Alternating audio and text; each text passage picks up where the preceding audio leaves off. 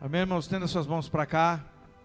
Senhor, meu Deus e Pai, no nome de Jesus, te louvamos e engrandecemos o Senhor pela vida do teu servo, qual nesta noite o Senhor há de usá-lo como instrumento sobre as suas mãos. Sei que já tem uma palavra revelada ao teu coração. Ajude, Espírito Santo, ele transmitir esta revelação à tua igreja a compreender e entender o propósito com esta palavra, e será direcionada a cada um de nós. Nós oramos já te louvando no nome de Jesus.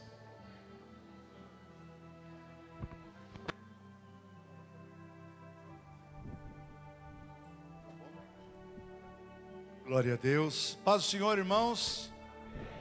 Glória a Deus. Quem está aqui diz amém. Aí, agora ficou melhor. Esse amém ficou mais forte. Pode sentar-se, por favor.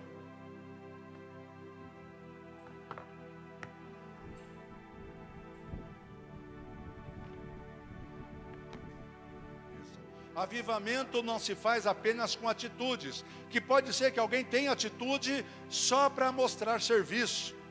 Não é só saber cantar, não é só saber pregar, não é só saber tocar, não é só saber dar glória a Deus no culto ou bater palmas. É ter também uma dedicação de coração para que Deus venha fazer com que o fogo do Espírito volte a arder na sua igreja. E muitos mais sinais, prodígios, maravilhas, batismo no Espírito Santo venham acontecer no nosso meio. Você gostaria disso? Eu sonho com isso. Eu desejo muito isso, pastor. Sabe, de voltarmos a viver um Pentecostes bem autêntico, não é? Como a Igreja Unida nasceu vivendo isso. Amém? Chega de informações, vamos para a palavra de Deus. Glória a Deus. Aleluia, Jesus.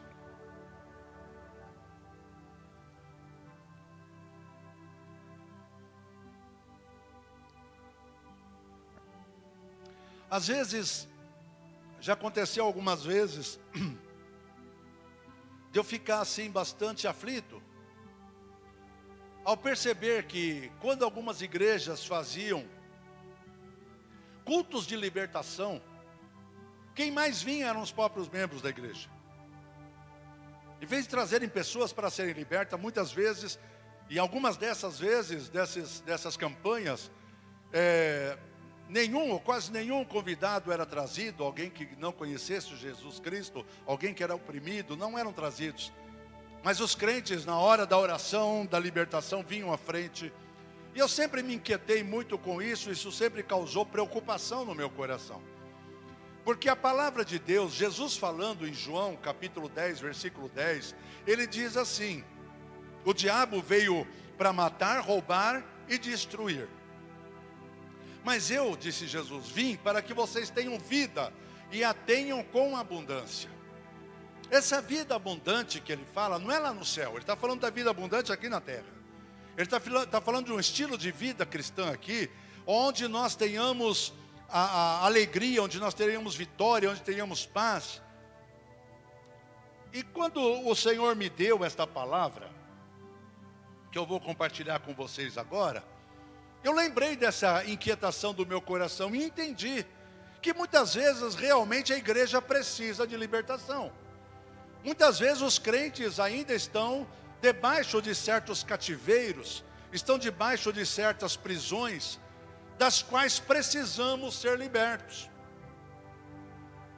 Eu vou mencionar aqui 4 áreas. Áreas essas com as quais a maioria de nós, se não todos, quando eu digo de nós, não é só vocês, é a igreja, o povo da igreja de Cristo. 4 áreas com as quais as pessoas têm muita dificuldade. A primeira área é a área da obediência a Deus. Como tem sido difícil nesses tempos, irmãos, nós sermos fiéis a Deus, nós obedecermos a palavra de Deus. Quantas tentações, quantas oportunidades para nós sairmos do plano de Deus para a nossa vida têm aparecido na nossa frente. E muitas pessoas têm tido dificuldade em obedecer a palavra, obedecer os mandamentos de Deus. E quando eu falo de obedecer, eu estou falando de fidelidade a Deus, eu estou falando de lealdade a Deus, sabe? De termos uma aliança com Deus, através da qual nós venhamos a viver a vida que Ele quer que nós vivamos, que nós venhamos a ser aquilo que Ele quer que nós sejamos. Então fidelidade, lealdade, obediência, sabe, a Deus é uma das áreas que nós temos bastante dificuldade. A pastora lembrou aqui a história de Jacó, um episódio da história de Jacó, e Jacó teve que sair fugido por causa da ira do seu irmão. E isso aconteceu porque num determinado momento da história, Esaú, que era o irmão primogênito e tinha o direito, a bênção da primogenitura, ele seria o chefe da casa, da família, após a morte do seu pai, ele teria a maior parte da herança, ou seja, ele seria muito privilegiado com as bênçãos que o seu pai deixasse para ele após o seu falecimento. Mas num determinado momento, em que uma necessidade momentânea apertou muito, ele trocou a sua lealdade a Deus, ele trocou a bênção de Deus por um prato de comida. Aí eu lembrei disso quando a pastora falou. Eu falei, Esaú teve dificuldade em permanecer fiel, teve dificuldade em ficar firme no propósito de Deus para a sua vida. Deus tinha um plano com Jacó, sim, ele tinha, mas Esaú tinha a bênção da primogenitura, e ele não poderia abrir a mão de Deus. E com isso eu entendo que muitas vezes as pessoas acabam, por necessidades pessoais, ou por momentos, por ofertas, por portas que se abrem às vezes diante de si, as pessoas acabam abrindo mão da bênção de Deus, abrindo mão daquilo que Deus tem para a sua vida, para atender aquela necessidade, ou para viver aquele momento, ou para experimentar aquela alegria momentânea. Quantas pessoas não são assim? E perdem a bênção de Deus. Segunda área que eu quero falar, eu vou voltar a falar um pouco mais sobre isso. Segunda área que nós temos dificuldade em lidar com os espinhos desta vida. O que são espinhos? Espinhos são símbolos de maldição. Daqui a pouco eu vou ler um versículo da palavra que vai mostrar isso para vocês. E o que nós poderíamos dizer que sejam esses espinhos? Por exemplo, mágoas, ressentimentos, falta de perdão, falta de amor, maus pensamentos. Será que não existe isso em muitos crentes? Maus pensamentos, ou ressentimento, ou mágoa, não é? Dificuldade em perdoar alguém, será que isso não existe? Mas eu anotei alguns outros aqui, ó, vida atormentada. Tem gente que é crente, seu nome já está escrito no livro da vida, mas ele vive uma vida atormentada, sabe, por coisas que aconteceram, por circunstâncias, por momentos difíceis que viveu, e não consegue se libertar daquilo, e aquilo é como um espinheiro atormentando a sua vida. Não sei se você já espetou a mão, ou qualquer parte do corpo, em espinhos, eu acredito que sim, não é uma coisa muito fácil de acontecer conosco, e como isso é triste, às vezes a ponta do espinho fica lá dentro do lugar onde apertou, né? Ontem eu tive que tirar uma ponta, não sei se é espinho o que é, porque eu não lembro de ter espetado, mas tinha algo incomodando aqui nesse dedo, né? Ontem à noite eu fui lá com a pinça aqui para tirar, tirei, graças a Deus, mas eu nem me lembro, mas começou a doer, eu passava a mão assim, machucava. Às vezes a gente vive situações, vive coisas, que a gente nem sabe mais dizer como que começou, sabe, mas a gente está lá sofrendo por causa daquilo. Então, vidas atormentadas, falta de paz também é um espinho. Medo, pessoas que têm medo da morte, medo do futuro, medo do que vai acontecer. Recentemente eu pregava numa igreja e um irmão pegou uma frase que às vezes a gente prega, nem lembra exatamente as palavras que a gente usou, não é verdade, pastor? E o irmão pegou uma frase lá e pôs no Facebook depois, eu falei, eu falei isso, né? Quem tem o Espírito Santo não tem medo do futuro. Eu disse essa frase, né? Então por isso que a gente precisa do avivamento. Então, mas tem gente que tem medo, tem dúvidas. Quantos crentes que eu já conheci que não têm certeza da vida eterna? não tem certeza, tem medo da morte, porque não sabe se vai para o céu. Por incrível que pareça, isso acontece no coração de alguns crentes, sabe? E hoje eu vim aqui como um profeta de Deus, para trazer algumas convicções para o teu coração. Vamos ver mais alguns espinhos? Frustrações, quem nunca se frustrou na vida? Frustrações, desânimo. Hoje em dia é tão fácil nós ficarmos desanimados, porque é tão difícil a batalha. Desânimos, vergonha do que aconteceu, vergonha do passado, vergonha de um deslize, vergonha do que fez na vida. Essas coisas todas às vezes são como espinhos na nossa vida, e como nós temos dificuldade em lidar com isso. Terceira área, é uma das áreas com a qual nós não deveríamos ter dificuldade, porque nós somos uma igreja que crê no poder de Deus. Nós cremos que Deus hoje cura, como curava no passado, amém? Você crê que Jesus cura hoje? Mas como a gente tem dificuldade às vezes de lidar com momentos de enfermidade, a gente sabe que a nossa vida está nas mãos de Deus, a gente sabe disso. Mas quando a doença vem, nós temos dificuldade, começamos a ter vacilos na nossa fé. Será que Deus me esqueceu? Será que Deus faz para os outros e não faz para mim? Situações com as quais nós temos dificuldades em lidar. E por último, lidar finalmente com o problema do pecado.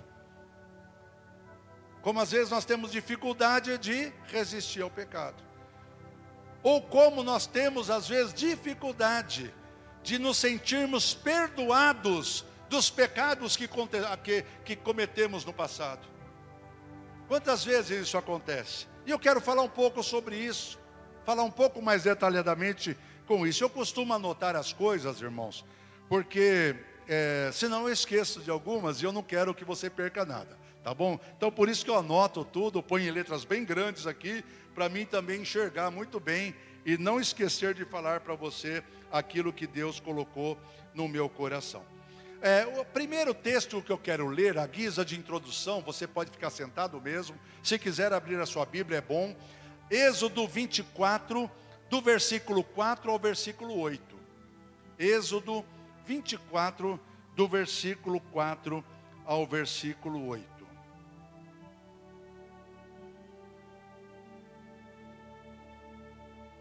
Segundo livro da Bíblia, não é? Gênesis, Êxodo. Depois vem Levíticos, Números, Deuteronômio, Josué, Juízes, Ruth. E aí vai. Escola dominical a gente aprendia a cantar essas musiquinhas, né? Êxodo 24, do versículo 4 ao versículo 8, diz assim a palavra, olha. Moisés escreveu todas as palavras do Senhor e levantou-se pela manhã de madrugada e edificou um altar ao pé do monte e 12 monumentos, segundo as 12 tribos de Israel. E enviou alguns jovens dos filhos de Israel, os quais ofereceram holocaustos e sacrificaram ao Senhor sacrifícios pacíficos de bezerros. E Moisés tomou a metade do sangue e a pôs em bacias, e a outra metade do sangue espargiu sobre o altar. E tomou o livro da aliança, que seria como a nossa Bíblia hoje, e leu aos ouvidos do povo, e eles disseram: tudo o que o Senhor tem falado faremos e obedeceremos. E versículo 8: então tomou Moisés aquele sangue e espargiu, ou seja, espalhou sobre o povo, espirrou aquele sangue sobre o povo e disse: eis aqui o sangue da aliança que o Senhor tem feito convosco sobre todas estas palavras. Um outro texto agora no Novo Testamento, primeira carta de Pedro, capítulo 1, lá no finalzinho da Bíblia, antes das cartas de João, do livro de Judas e do Apocalipse. 1 de Pedro, capítulo 1, versículo 18 e 19, um texto muito conhecido por todos os irmãos também, com toda certeza, que diz assim, queridos: sabendo que não foi com coisas corruptíveis, como prata ou ouro, que fostes resgatados da vossa vã maneira de viver, que por tradição recebestes dos vossos pais, mas sim com o precioso sangue de Cristo, como de um cordeiro imaculado e incontaminado, Então Pedro está escrevendo aqui, por orientação do Espírito Santo, que nós não fomos comprados com coisas que se corrompem, com coisas que acabam, com coisas que podem ser destruídas, mas nós fomos comprados, você e eu fomos comprados com o precioso sangue de Jesus Cristo, como de um cordeiro imaculado e incontaminado. E falar sobre o sangue de Jesus, meus queridos, é falar sobre a mensagem mais importante que nós podemos mencionar. Não existe palavra ou mensagem mais importante, porque sem o sangue que Jesus derramou na cruz por nós, sem o seu sacrifício na cruz por nós, não haveria redenção, não haveria salvação. E se não houvesse salvação, não tinha motivos para nós continuarmos crendo em Jesus Cristo. E não haveria motivo para nós entendermos que nós estamos salvos, que nós iremos para o céu na volta do Senhor Jesus, ou quando morrermos, não haveria motivo. Mas pelo sangue de Jesus que foi derramado, nós temos razão para estar aqui. Você está aqui hoje, pelo menos eu espero. Você esteja aqui hoje, porque Jesus um dia deu a sua vida por você e por mim, por nós. Aleluia! Nós não podemos ir na igreja por causa de uma bela apresentação, um belo programa que foi organizado. Nós temos que ir para a igreja, como o pastor falou. Nós temos que chegar na casa de Deus, como a pastora também falou, e saber que ali nós vamos ter um encontro com aquele que deu a sua vida por nós. Aleluia! E como eu mencionei há pouco, a carta de Jesus à igreja de Éfeso, não só nessa, mas em outras cartas ali, nós temos a segurança que Jesus está passando. Ele fala, assim diz aquele que anda no meio da igreja. Ele fala que anda no meio dos castiçais, dos 7 castiçais, que são as 7 igrejas da Ásia. E os castiçais são igreja, o próprio texto depois esclarece. Assim diz aquele que anda. Então ele anda no meio da igreja, aleluia. E ele está aqui hoje, andando no nosso meio. E há uma possibilidade de você aqui ser abençoado de maneira que você nunca foi. Você sair daqui de posse de uma bênção que você vem buscando há muito tempo. Porque aquele que pode abençoar está aqui neste lugar.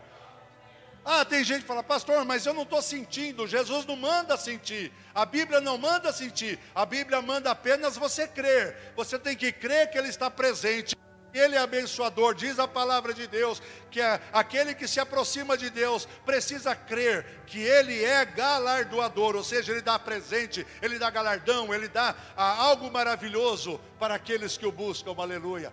Então, se você crê que Ele está aqui, você pode sair daqui com a bênção nas suas mãos nesta noite.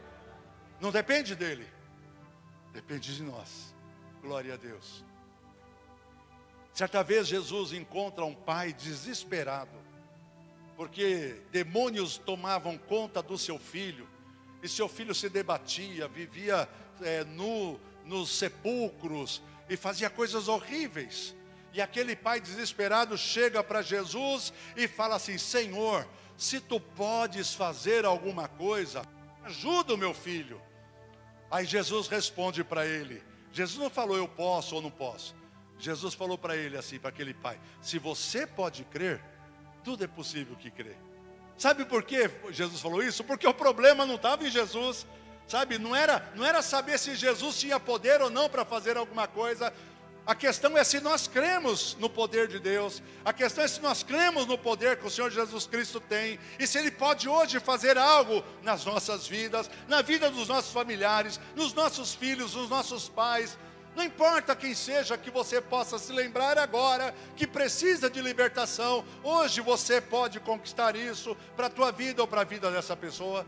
Amém, igreja? Glória a Deus. Você está crendo na palavra de Deus? Quem está crendo diz amém. Aleluia. Então falar sobre o sangue de Jesus é falar sobre tudo isso, sobre o poder que há nesse sangue. Aleluia. É muito comum dizer, né? Sangue de Jesus tem poder. E às vezes a gente fala isso como se fosse uma fórmula mágica. Assim como tem gente que deixa a Bíblia aberta no Salmo 91 na sua casa, achando que só deixando a Bíblia lá aberta já é o suficiente para a sua casa estar protegida. Mas não é assim que funciona, não é? Não é assim que funciona. A coisa acontece não é por meio de palavras, mas por meio de relacionamentos. Relacionamentos com Deus, relacionamentos com o Senhor Jesus Cristo. E aqui nesse texto que nós lemos em Êxodo, vemos aqui que Moisés está deixando claro para o povo de Israel que o sangue era um sinal de aliança. Aliança, repita comigo, aliança. Compromisso, repita, compromisso. Moisés quis deixar claro para o povo que aquele sangue que foi aspergido sobre o povo, aquele sangue era sinal de uma aliança, de um compromisso que Deus tinha com seu povo, aleluia. Eu tenho na minha escrivaninha, lá no escritório da convenção, eu tenho um modelinho pequeno assim, da Arca da Aliança, né? Daquilo que se presume tenha sido a Arca da Aliança, de metal, você compra em qualquer livraria evangélica. Eu tenho aquilo lá, mas não é porque aquilo é um amuleto, ou porque aquilo lá vai trazer sorte, não. Eu tenho aquilo lá para me lembrar, sempre que eu olho para aquele objeto, né? Eu lembro que Deus tem uma aliança comigo e eu preciso ter uma aliança com Deus. Aquilo serve para mim para isso. Mas tem gente que acha que aquilo é para dar sorte. Não dá sorte. Não dá. Porque a minha sorte é Deus. A tua sorte é Deus. Aleluia. A nossa sorte é Deus, igreja. Amém? Glória a Deus. Então Moisés vem trazer essa lembrança de que aquele sangue era símbolo da aliança que Deus tinha com seu povo.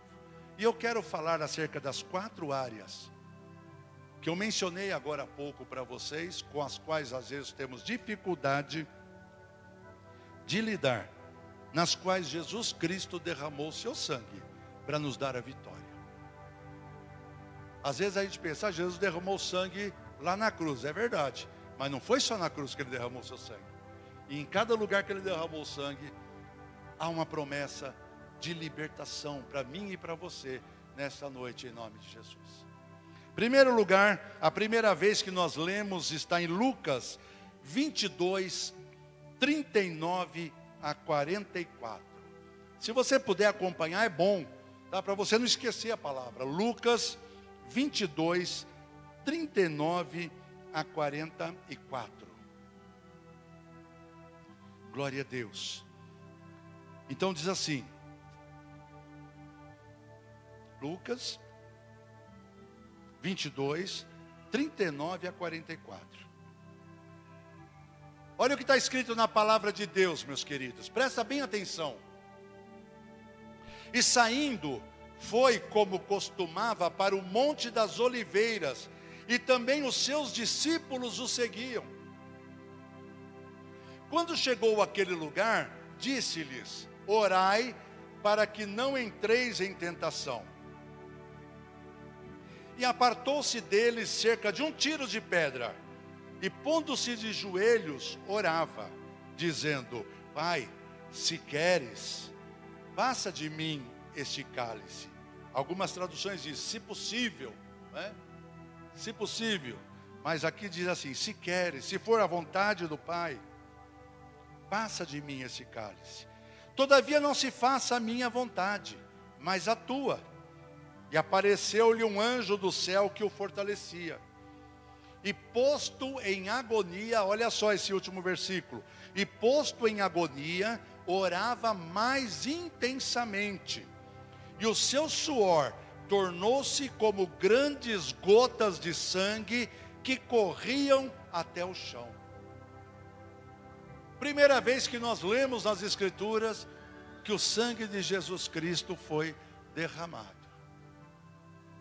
Note que o sangue de Jesus estava sendo derramado, enquanto ele dizia, Pai, se tu quiseres, se tu podes, se tu queres, se for a tua vontade, passa de mim esse cálice, ou seja, que eu não venha a ter que passar por esse sofrimento, porque ele sabia pelo que ele ia passar, ele sabia o quão difícil seria aquele momento para ele enquanto homem, a dor que ele ia sentir, mas muito mais do que a dor, o que mais atormentaria o Senhor, é sentir ele perfeitamente santo e puro, ele sentir o pecado de toda a humanidade jogado sobre ele ali,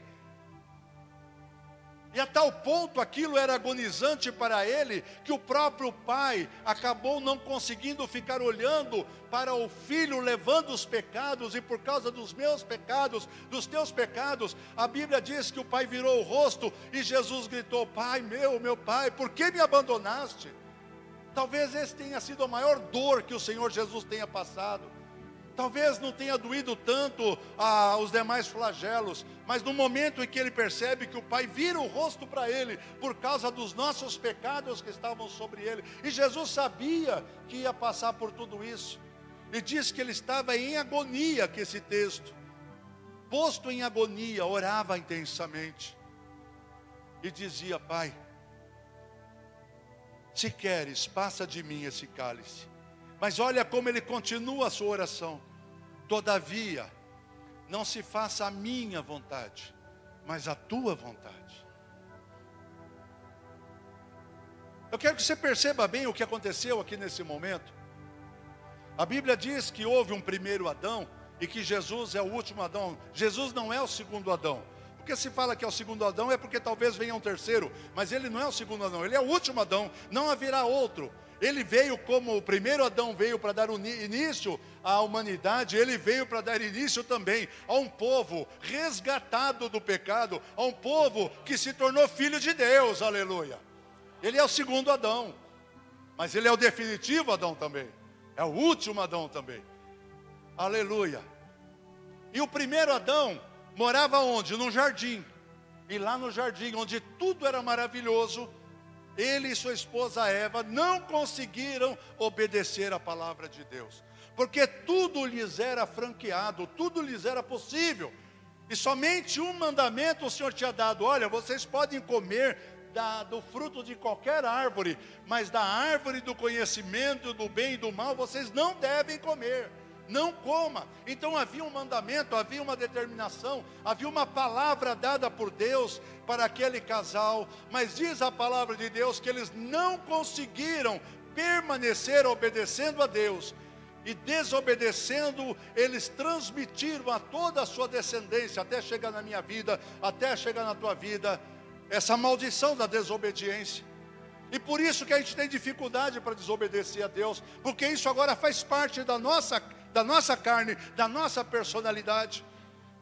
Então no primeiro jardim, o primeiro Adão não conseguiu obedecer, pecou. Mas agora o último Adão, em outro jardim, o jardim chamado das oliveiras, agora o último Adão agora chega diante de Deus e fala: Senhor, Pai, se for possível, se depender da minha vontade, se depender do meu desejo, se depender daquilo que eu não quero passar por isso. Se for possível, que eu não passe por tudo isso que eu vou passar, mas que seja feito não a minha vontade, mas a tua vontade, aleluia. E enquanto ele fazia essa entrega, enquanto ele fazia essa dedicação da sua vontade no altar de Deus, as suas gotas de suor transformavam-se em gotas de sangue.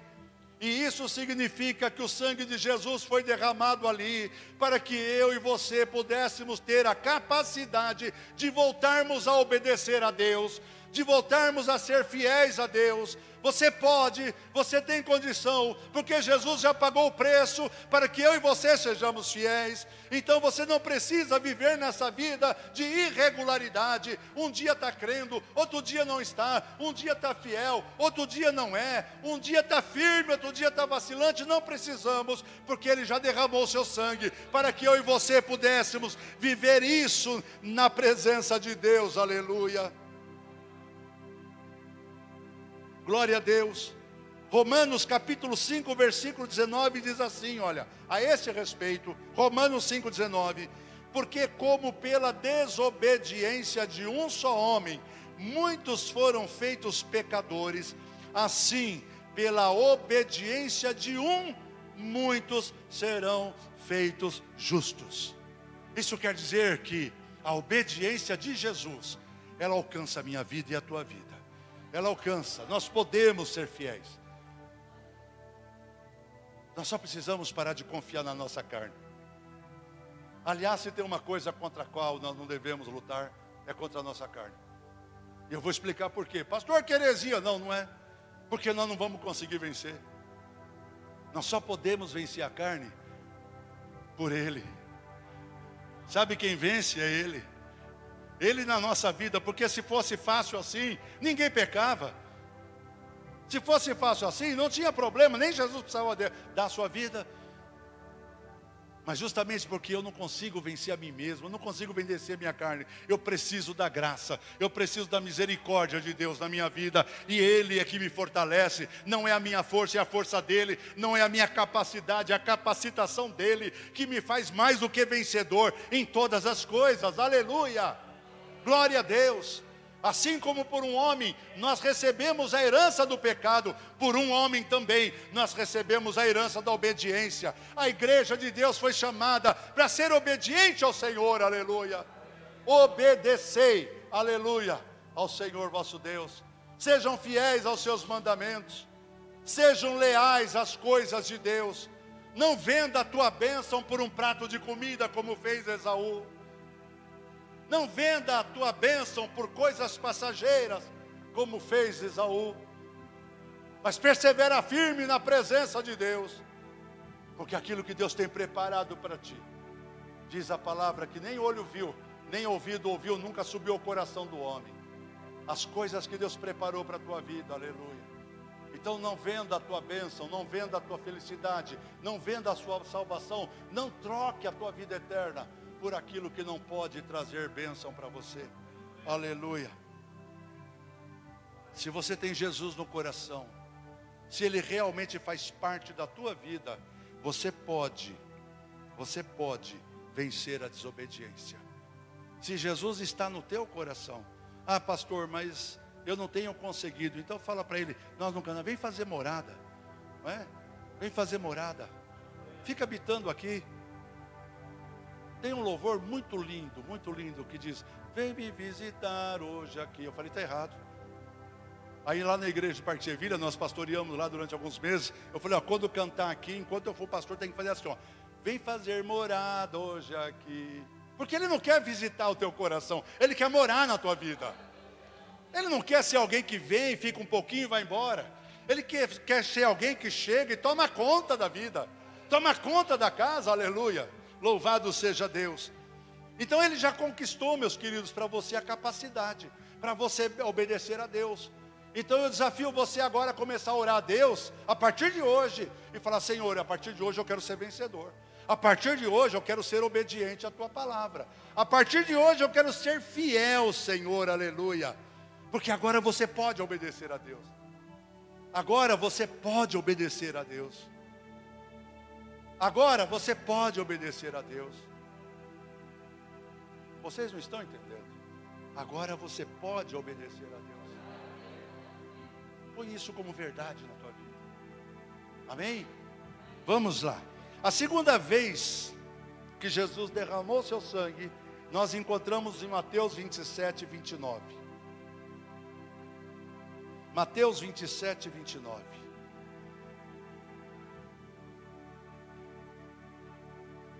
E diz assim, olha, e tecendo uma coroa de espinhos, puseram-lhe na cabeça, e em sua mão direita uma cana, uma vara, e ajoelhando diante dele, o escarneciam dizendo, salve rei dos judeus.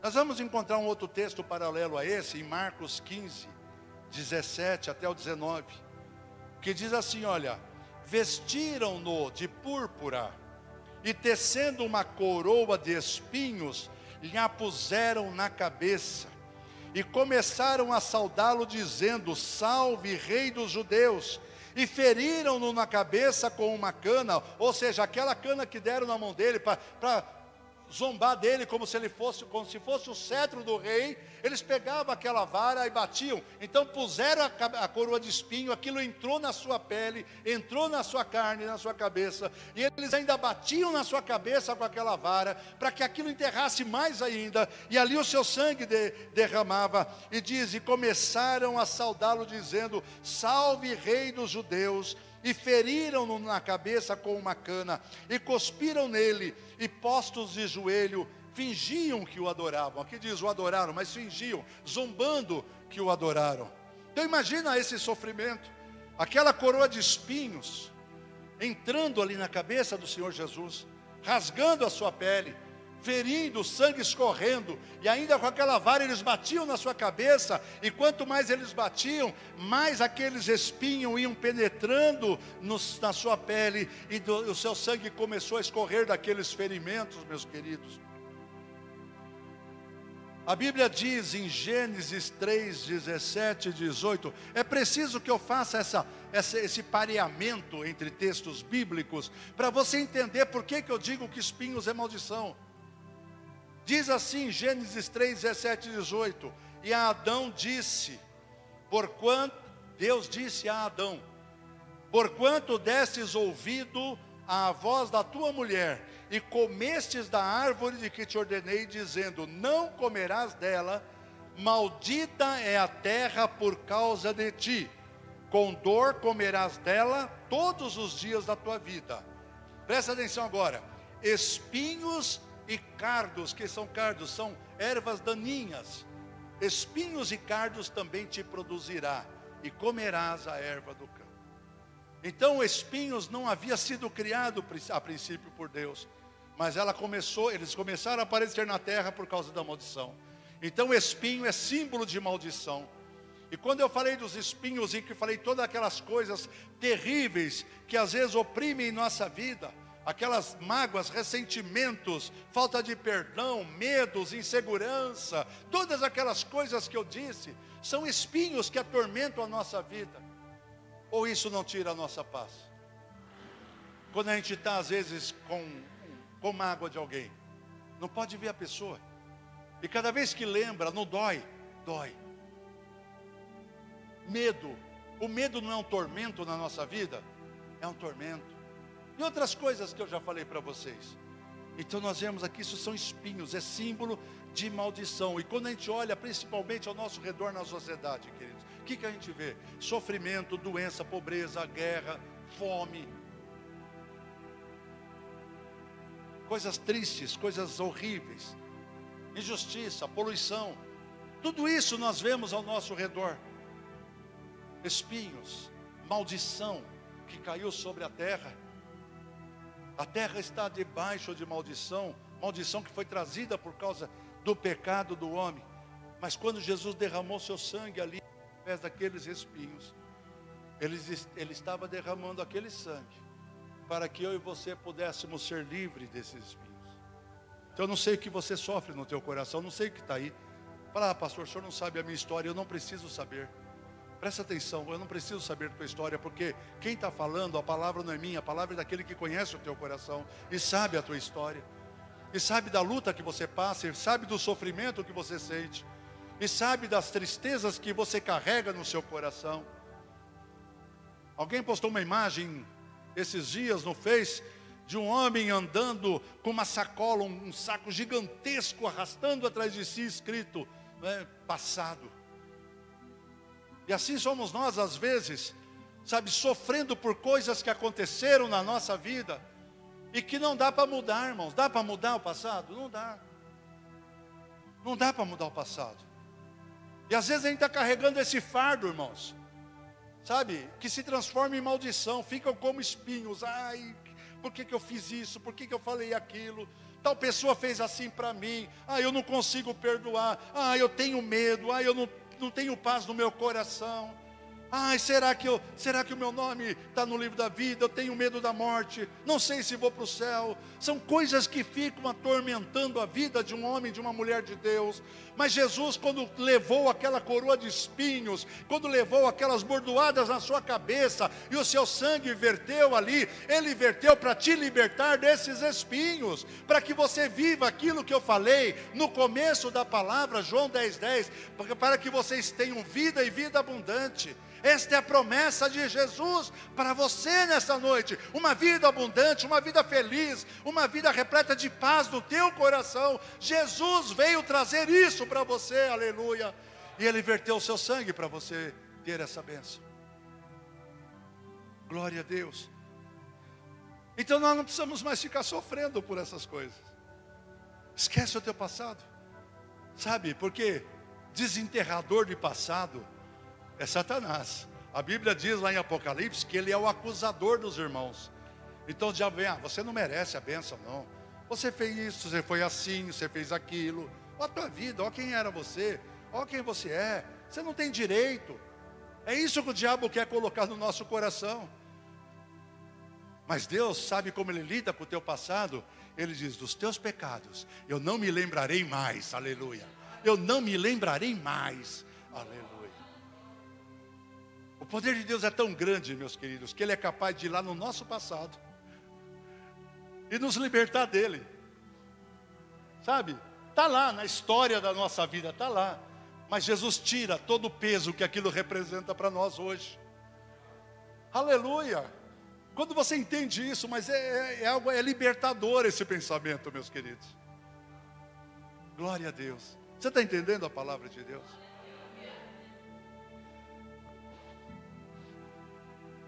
Meu Deus, estou acabando. Terceira vez que Jesus derramou seu sangue precioso. Vamos encontrar lá em João 19:11. João 19:11.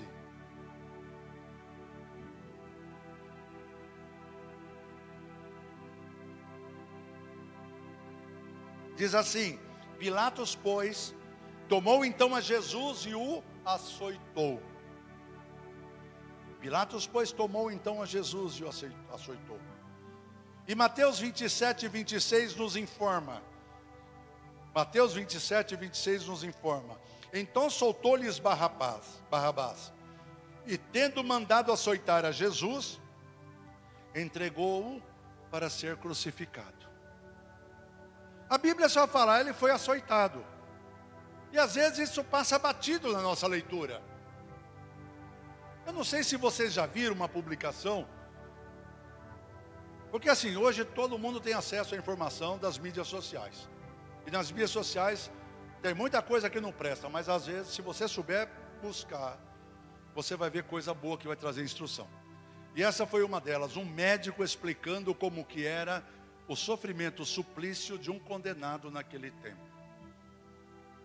Não é assim, vamos lá, vamos dar uma chicotada nele e vamos mandar para a cruz. Não, não foi assim. Eles despiam todo o dorso da pessoa, ele ficava nu da cintura para cima. Eles o amarravam com as duas mãos numa coluna, numa pedra, num tronco, de maneira que ele ficasse com as costas toda esticada assim. E eles pegavam aqueles chicotes, que eram várias tiras de couro.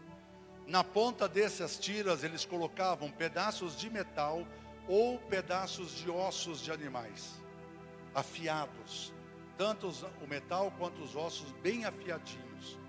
E era com esse chicote que eles batiam nas costas dos condenados. À medida que esse chicote era açoitado nas costas da pessoa, não apenas feria, mas arrancava até pedaços de carne. Arrancava pedaços da carne, assim. A tal ponto que às vezes chegava a aparecer os ossos das costas. Ficavam os ossos expostos. Tamanha a dor, tamanha a crueldade daquele sofrimento. E Jesus passou por isso por nossa causa. Jesus passou por isso por nossa causa. Às vezes a gente tem tanta dificuldade em ser fiel a Deus. Mas Ele foi até o fim por minha causa e por tua causa. E aquele sangue caía, escorria, jorrava das suas artérias, das suas veias, das suas machucaduras, dos seus ferimentos. O seu sangue jorrava sobre seu corpo. E Isaías capítulo 53, versículos 4 e 5, diz assim: verdadeiramente, Ele tomou sobre si as nossas enfermidades, e as nossas dores levou sobre si. Nós o reputávamos por aflito, ferido de Deus e oprimido.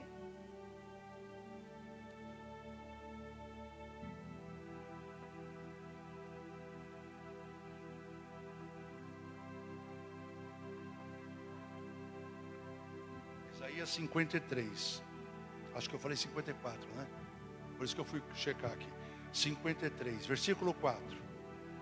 Verdadeiramente Ele tomou sobre si as nossas enfermidades, e as nossas dores levou sobre si. E nós o reputamos por aflito, ferido de Deus e oprimido. Mas Ele foi ferido pelas nossas transgressões. Não foi o chicote.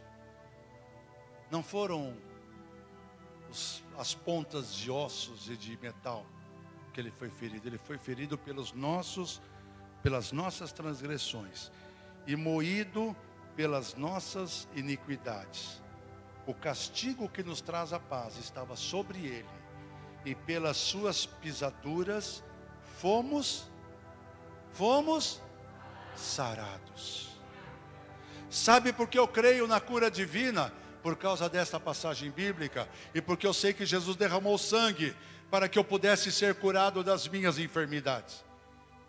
Um dia eu vou partir desse mundo. Se Jesus não vier antes, a morte vai me ceifar. Porque esse corpo foi contaminado pelo pecado lá no Éden. Quando Adão e Eva pecaram, esse corpo foi contaminado. E a carne e o sangue, diz a palavra, que não podem agora herdar o reino de Deus. Se Adão e Eva não tivessem pecado, eles estariam vivos até hoje, porque eles tinham a vida eterna à sua disposição. Não sei como seria isso, mas eu saberia dar um jeito. Mas o fato é que por causa daquele pecado, hoje a morte é o meu destino. A morte é o destino de todo ser humano. E a última das enfermidades que tem na gente é a morte. Mas até para ela Jesus pode curar. Porque Jesus tem poder para ressuscitar os mortos também. Amém? Ele pode até mesmo levantar alguém dos mortos.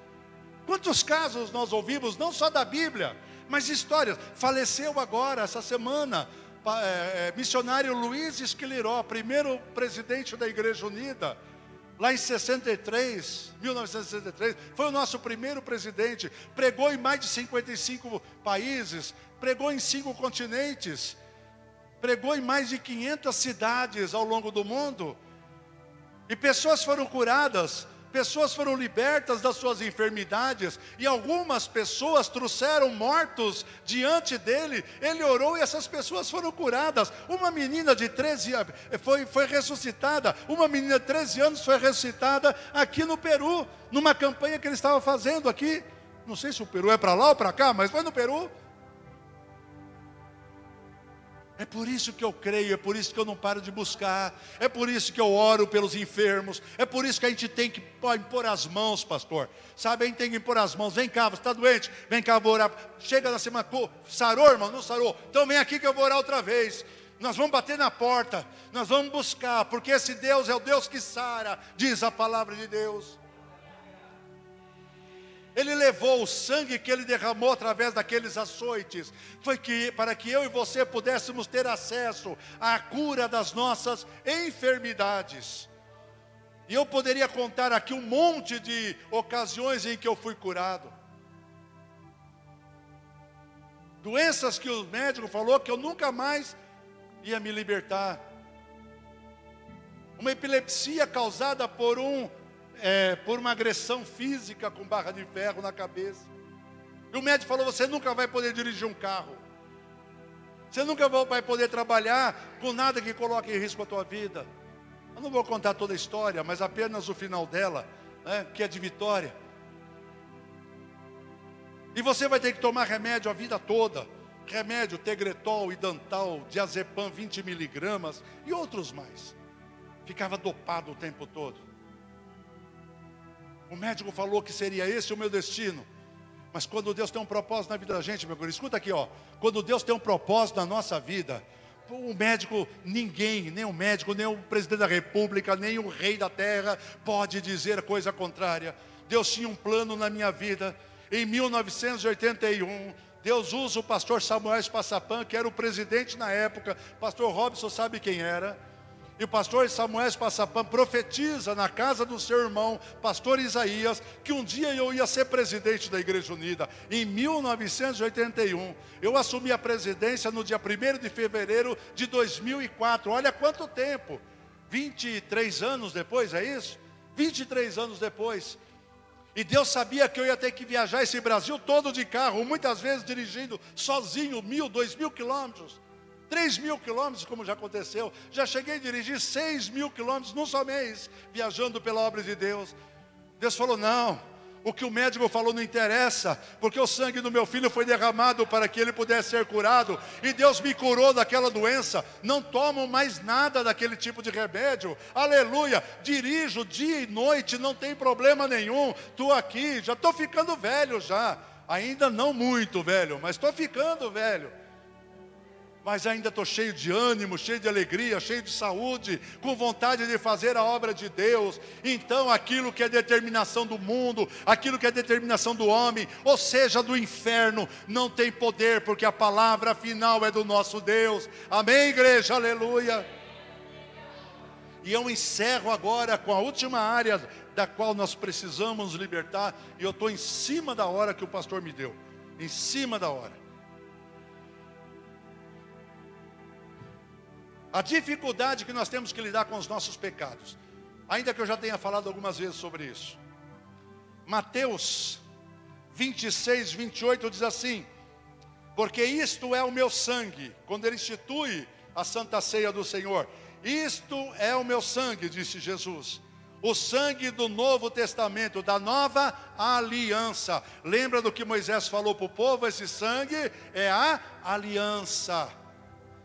Agora ele também estabelece uma aliança. Aquela aliança feita com bodes e carneiros era passageira, era terrena, era incompleta. Mas agora vem Jesus, o Cordeiro de Deus, que tira o pecado do mundo. E ele agora finalmente vai à cruz. E ali ele leva lá os cravos, ele leva os pregos, ele leva a lancetada do seu lado. E ali ele entrega a sua vida, para que eu e você pudéssemos ser livres de todo pecado. Sabe, queridos, eu não sei se tem alguém aqui que ainda não experimentou o perdão dos seus pecados, mas eu quero que você saia daqui nessa noite sabendo que Jesus derramou o seu sangue para você ser purificado de todos os teus pecados, aleluia, e te dá força, poder, capacidade para você continuar vivendo na presença dele, longe do pecado, aleluia. Hebreus 9, 22 diz assim: e quase todas as coisas segundo a lei se purificam com sangue, e sem derramamento de sangue não há remissão, aleluia. Então ele fez essa aliança lá com Moisés, ele fez com Abraão, ele fez com todos os patriarcas, e ele faz conosco também esta aliança nesta noite. O sangue do meu filho foi derramado, aleluia, para a remissão dos teus pecados nessa noite, aleluia. 1 de João 7, lá pertinho do Apocalipse, diz assim: mas se andarmos na luz como ele na luz está, temos comunhão uns com os outros, e o sangue de Jesus Cristo, seu Filho, nos purifica de todo o pecado. Aleluia. Sabe, às vezes a gente tem tanta facilidade às vezes para se magoar um com o outro, sabe, a perder a paciência um com o outro. Mas a Bíblia diz que esse sangue que purifica o meu pecado também faz com que eu tenha comunhão com você. Temos comunhão uns com os outros, sabe, não há lugar aqui, não há lugar para desavença, não há lugar para contenda, não há lugar para briga, não há lugar para mágoas, ressentimentos, porque o sangue de Jesus nos purifica de todo pecado. Então como que eu vou ter ressentimento de alguém que não tem pecado?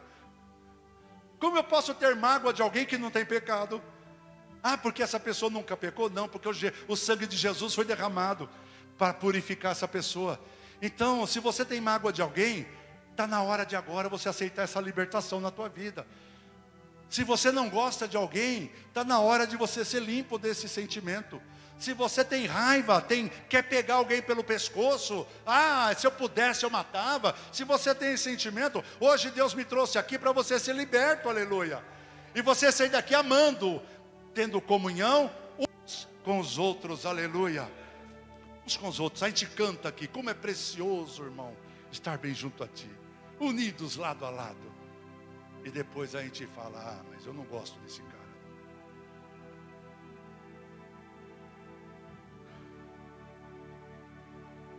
Atos 20 e 28 diz que a igreja foi comprada pelo sangue. Está escrito assim lá, a igreja de Deus, que Ele resgatou com seu próprio sangue. Ele não resgatou apenas uma pessoa ou duas, mas Ele resgatou a igreja.